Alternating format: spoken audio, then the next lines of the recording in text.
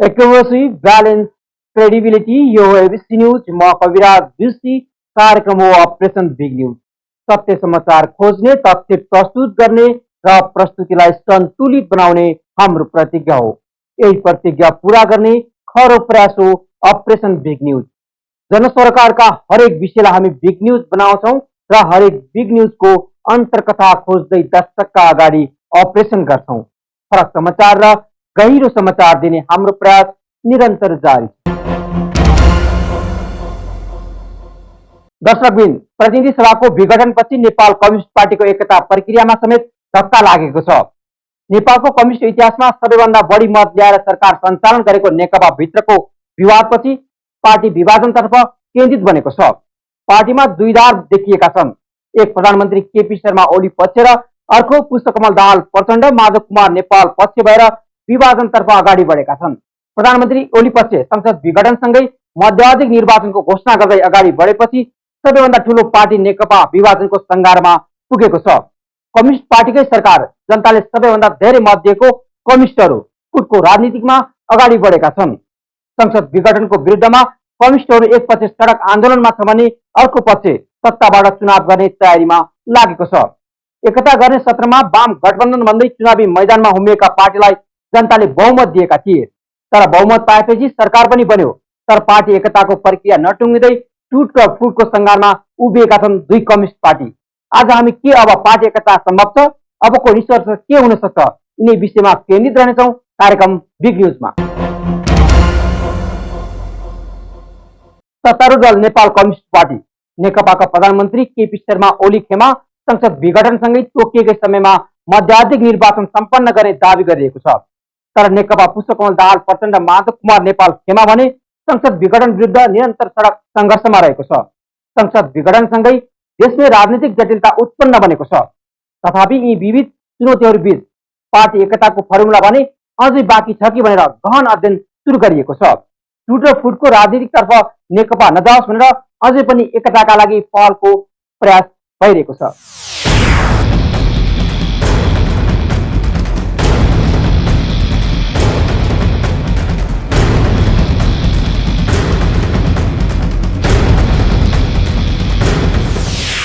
सत्तारूढ Nepal communist party दुई खेमामा विभाजित छ। तथापि यो विभाजनको वैधानिकताका लागि भने निर्वाचन आयोगको निर्णय कुर्नुपर्नेछ।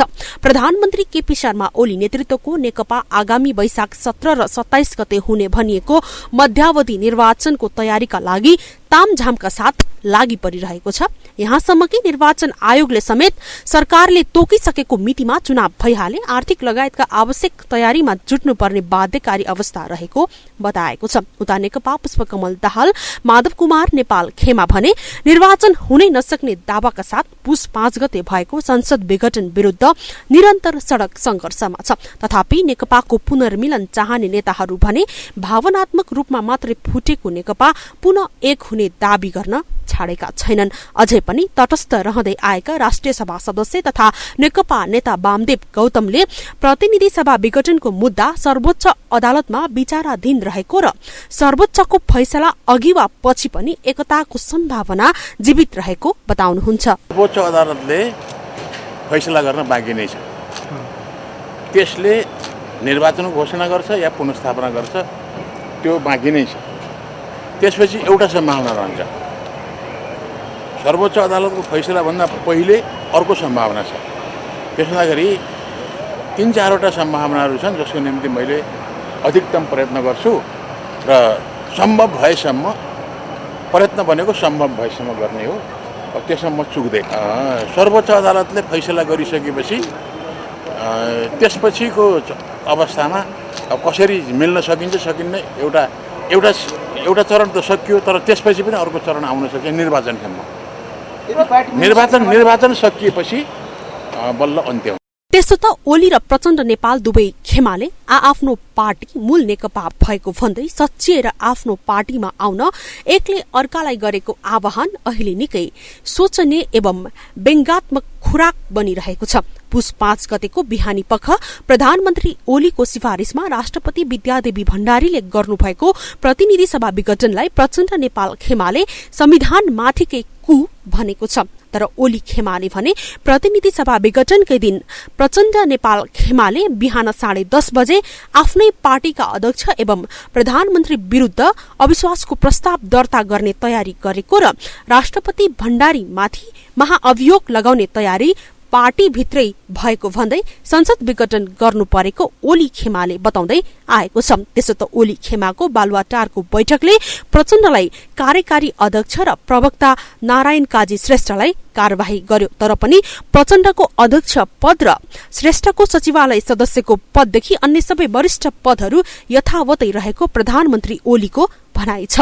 प्रचण्ड नेपाल खेमाले पनि ओलीलाई अध्यक्ष पदबाट कार्यवाही गरी संसदीय दलको नेतामा प्रचण्ड र अध्यक्षमा माधव कुमार नेपाललाई सर्वसहमतिले पारित गरिसकेको छ। प्रचण्ड नेपाल खेमाले अहिलेसम्म महासचिव पदमा भने कुनै निर्णय गरिसकेको छैन, तर प्रत्याशीहरूको खबर चर्चामा नआएको भने होइन। यो अवस्थामा प्रचण्डले पेश गरेको 19 पृष्ठ आरोप पत्र नै पार्टी विभाजनको औपचारिक घोषणा भएको अर्थमन्त्री एवं नेकपाका महासचिव विष्णु पौडेल बताउनुहुन्छ। मूलभूत रूपमा यसअघि प्रचण्डले आरोप पत्र फिर्ता लिएको भए यो अवस्था आउन सक्ने थिएन भन्ने प्रक्षेपण पनि विशेष गरी ओली खेमा लगायत नेपाली राजनैतिक वृत्तमा भइरहेको छ। यदि पार्टी एकता जोगाउन साथीहरू तयार हुनुहुन्छ भने हैन, पार्टी एकताको महत्त्वलाई आत्मसात गर्न साथीहरू तयार हुनुहुन्छ भने अहिले पनि उपाय त छ नि। जस्तो के उपाय छ म तपाईँ सोध्नु भने म बताउँछु। एउटा के छ भन्दाखेरि अहिले हामीले चाहिँ नेकपा औपचारिक रूपले विभाजित भएको छैन। नेकपा त एउटै छ। पहिलो वरियताको अध्यक्ष कमरेड केपी शर्मा ओली, दोस्रो वरियताको अध्यक्ष कमरेड पुष्पकमल प्रचण्ड, त्यो चाहिँ उहाँहरू चाहिँ केन्द्रीय कमिटीमा हिजो रहेका सबै साथीहरू हामी सबै सँगै छौँ। उहाँलाई के झोक चल्यो के भने हटाइम भन्नुभएको छ, त्यो त एउटा आत्मरतिको बनिदिनु भयो। आत्मरतिको रह्यो सवाल यदि एकता कायम गर्ने भन्ने अहिले पनि ठाउँ छ। यसै गरी प्रचण्ड नेपालले पनि प्रधानमन्त्री ओली सच्चिन सके एकीकरणको सम्भावनाहरू अझै जीवितै रहेको आशयमा विभिन्न अभिव्यक्तिहरू नदिएको भने होइन। अध्यक्ष माधव कुमार नेपालले प्रधानमन्त्री ओलीले संसद विघटनको निर्णय फिर्ता लिएर आफ्नो गल्ती स्वीकारेको खण्डमा वार्ता र सहमतिको बाटो अझै पनि बाँकी रहेको बताउनु भएको छ। तर यसका बावजुद पनि हामीले आशा मारेका छैनौं। अझै पनि उहाँले पश्चाताप गर्नुहुन्छ, अझै पनि गल्ती भयो भने स्वीकार गर्नुहुन्छ, अझै पनि उहाँले त्यो असंवैधानिक कदमबाट पछि हट्नुहुन्छ। प्रतिनिधि सभाको पुनर्स्थापनाको निम्ति उहाँ अग्रसर बन्नुहुन्छ भने हामी सबै कुरालाई बिर्सिन तयार छौं। ती सबै कुराको बारेमा टेबलमा बसेर छलफल गर्न तयार छौं।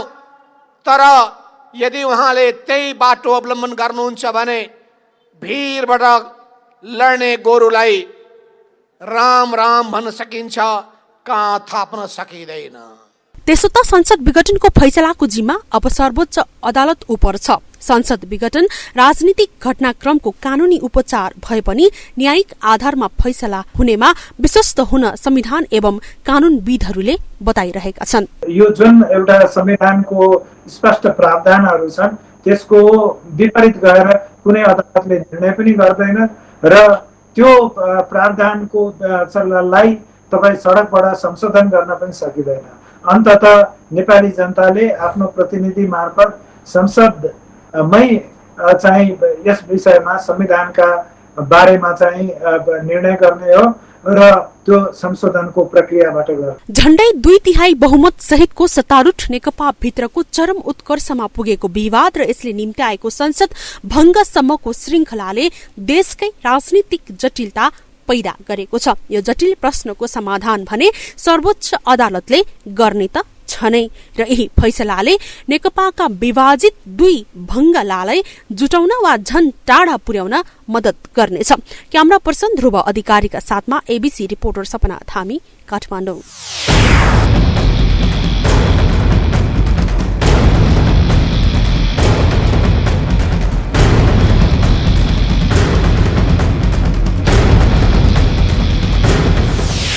पुस 5 गते प्रधानमन्त्री केपी शर्मा ओलीले प्रतिनिधि सभालाई भङ्ग गरेपछि नेकपाको पार्टी एकता समेत भङ्ग जस्तै भएको छ। कम्युनिस्ट आन्दोलनलाई सशक्त बनाउने उद्देश्यका साथ तत्कालीन नेकपा एमाले र माओवादी केन्द्रबीच एकता भएको थियो। 3 वर्षमा नै नेकपा दुई टुक्रा विभाजनले नेपालको कम्युनिस्ट आन्दोलनलाई समेत धक्का पुग्ने देखिन्छ। तर नेकपाको विभाजन अझै पनि औपचारिक रूपमा घोषणा नभइसकेको अवस्थामा शीर्ष नेताबाट पार्टी एकताका लागि केही लचकता अपनाउने हो भने पनि पार्टी एकता हुन सक्ने देखिन्छ। थप प्रसङ्ग जोड्नेछौँ एकैछिनको ब्रेकपछि। ब्रेकपछि स्वागत छ, तपाईँ बिग न्युजमा हुनुहुन्छ। दर्शकबिन, प्रधानमन्त्री केपी शर्मा ओलीको सिफारिसमा पुस 5 गते राष्ट्रपति विद्यादेवी भण्डारीद्वारा भएको प्रतिनिधि सभा विघटनबारे सर्वोच्च अदालतमा निरन्तर सुनवाई हुँदैछ। यसअघि सर्वोच्चले प्रतिनिधि सभा विघटन विरुद्ध परेका रिटमाथि सुनवाई गर्दै पुस 19 गतेसम्म संसद विघटनको कारण र सक्कल कागजात पेश गर्न आदेश दिएको थियो। संसद विघटनको फैसला प्रक्रियागत ढङ्गबाट सर्वोच्च अदालत मार्फत अघि बढिरहेको समयमा यता संविधानविदहरूले भने संविधान सम्मत ढङ्गले निर्णय हुने दावी गरेका छन्।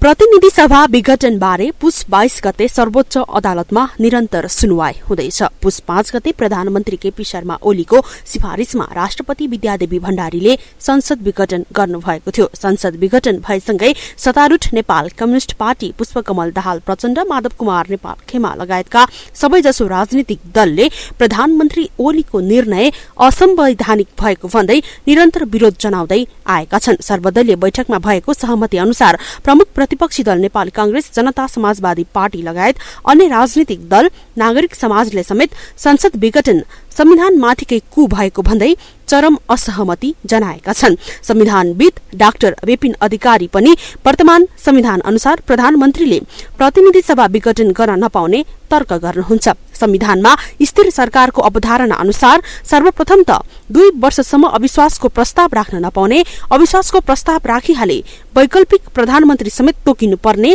अविश्वास प्रस्ताव आएको 1 वर्षसम्म कुनै पनि अर्को अविश्वासको प्रस्ताव ल्याउन नपाउने र 5 वर्षसम्मको प्रतिनिधि सभा चल्न सक्ने प्रावधान छ। तर प्रधानमन्त्री ओलीले यी विकल्पहरू प्रयोग नगरी सोझै संसद विघटन गर्नु असंवैधानिक भएको संविधानविद अधिकारी बताउनुहुन्छ।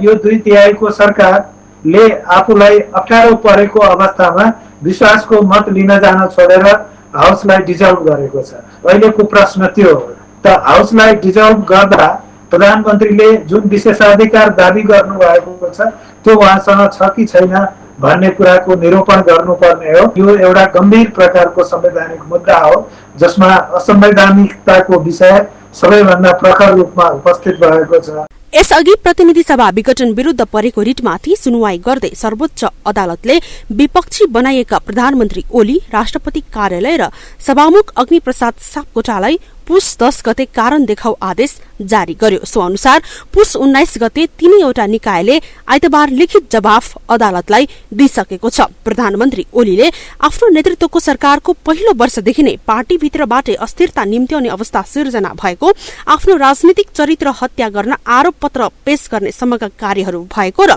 राजनीतिक परिवेशले निम्त्याएको परिघटनालाई राजनीतिक रूपमा नै आम जनताले मूल्याङ्कन गर्ने हुँदा यो विषय न्याय निरूपणको मापदण्ड भित्रै नपर्ने दावी गर्दै प्रस्तुत रिटहरू खारेज योग्य भएको समेत उल्लेख गर्नु भएको छ। तथापि संविधान एवं कानूनका जानकारहरू भने प्रधानमन्त्रीले जवाफमा भने जस्तो दलभित्रको राजनीतिक कारणबाट संसद विघटन हुन नसक्ने भन्दै विगतमा पनि संसद विघटनका मुद्दालाई अदालतले बिहोरी सकेको र नेपालमा राजनीतिक संस्कार नभएका कारण पटक पटक संविधान नै जोखिममा पर्ने गरेको बताइरहेका छन्। यस्ता धेरै चाहिँ विवादहरू नेपालको सर्वोच्च अदालतले हल गरेको छ र त्यसअनुसार चाहिँ के भनेदेखि शासकीय प्रक्रियामा परिवर्तन पनि आएको छ। तर हाम्रो यही चाहिँ जुन एउटा प्रजातान्त्रिक जुन आचरणहरूको कमी, राजनीतिक संस्कृति नभएको कारणले गर्दा चाहिँ संविधान बढी जोखिममा हुने कारण त्यो हो। गिरिजाप्रसाद कोइरालाले प्रधानमन्त्रीका रूपमा जसरी चाहिँ प्रतिनिधि सभालाई भङ्ग गर्नुभयो वा शेरबहादुर देउवाले भङ्ग गर्नुभयो, त्यही हिसाबले मैले भङ्ग गरेको भन्ने उहाँको दाबी, त यो उहाँले संविधानभित्र आफ्नो अधिकारको चाहिँ दाबी गर्नुभएको छ। अब त्यो दाबी उहाँले पुरा गर्न सक्नुहुन्छ कि सक्नुहुन्न अदालतले हेर्ने त्यो कुरो हो र त्यसका आधारमा अन्य प्रश्नहरूको स्वतः छिनोफानो हुन्छ। यस्तै राष्ट्रपति कार्यालयले संविधान प्रदत्त अधिकार प्रयोग गरी प्रतिनिधि सभा विघटन गरिएको लिखित जवाफ सर्वोच्च अदालतलाई दिएको छ। संविधानको धारा 66 उपधारा 2 मा व्यवस्था भए अनुसार संसद विघटनको सिफारिश राष्ट्रपतिद्वारा स्वीकार गरिएको राष्ट्रपति कार्यालयले जनाएको छ। तर सभामुख अग्निप्रसाद सापकोटाले भने आफू विघटनको विपक्षमा रहेको र संविधानको धारा 93 को उपधारा 1 बमोजिम पुस 17 गते भित्र संसदको 7औं अधिवेशन गर्ने गृह कार्य भइरहँदा अप्रत्याशित रूपमा प्रतिनिधि सभा विघटन हुँदा सिंगो संसद मर्माहित भएको र यो सार्वभौम जनताको जनप्रतिनिधिमूलक संस्थामाथि नै हस्तक्षेप भएको लिखित जवाफ दिनुभयो। सभामुख सापकोटाले प्रधानमन्त्री ओलीमाथिको अविश्वास प्रस्तावको समय उल्लेख समेत गरी प्रतिनिधि सभा विघटनको अधिकार प्रधानमन्त्रीसँग नरहेको जवाफ दिनुभएको छ। सर्वोच्च अदालतका प्रधान न्यायाधीश चोलेन्द्र शमशेर जबरा नेतृत्वको संवैधानिक इजलासले यस उपर सुनवाई अगाडि बढ़ाइरहेको छ भने यो अवस्थामा न्यायका आधारभूत सिद्धान्त एवं संविधानवादका आधारमा संसद विघटनबारे फैसला हुने संविधानविदहरूले बताइरहेका छन्। यद्यपि सर्वोच्च अदालतले गरेको निर्णयपछि पनि कुनै पक्षलाई चित्त बुझेन भने पनि संवैधानिक प्रक्रिया अगाडि बढ़ाउन सकिने समेत संविधानविदहरूको सुझाव छ। कथन कदाचित सर्वोच्च अदालतबाट भएको डिसिजनमा कुनै पक्षलाई चित्त नबुझ्ने अवस्था आयो भने पनि उसले त्यसको निकास संवैधानिक पद्धति बमोजिम नै खोज्ने एउटा मैले आशा गर्दछु। किनभने यो जुन एउटा संविधानको स्पष्ट प्रावधानहरू छन् त्यसको विपरीत गएर कुनै अदालतले निर्णय पनि गर्दैन र त्यो प्रावधानको लाई तपाईँ सडकबाट संशोधन गर्न पनि सकिँदैन।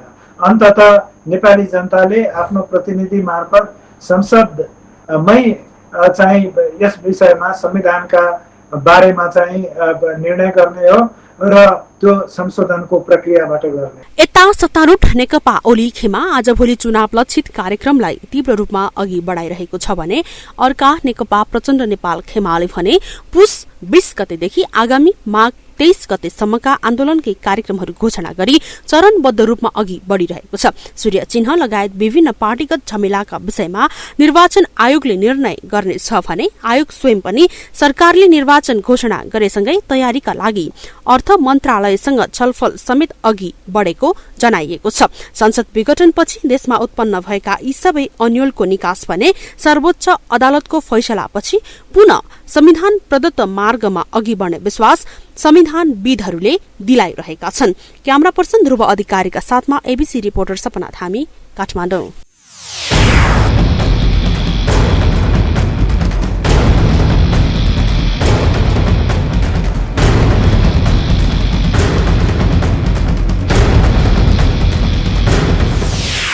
पाँच वर्षका लागि जनताले सरकार सञ्चालनका लागि मत दिएका थिए, तर नेकपाको आन्तरिक राजनीतिक झगडाका कारण देश अहिले संकटको दिशातर्फ अगाडि बढिरहेको छ।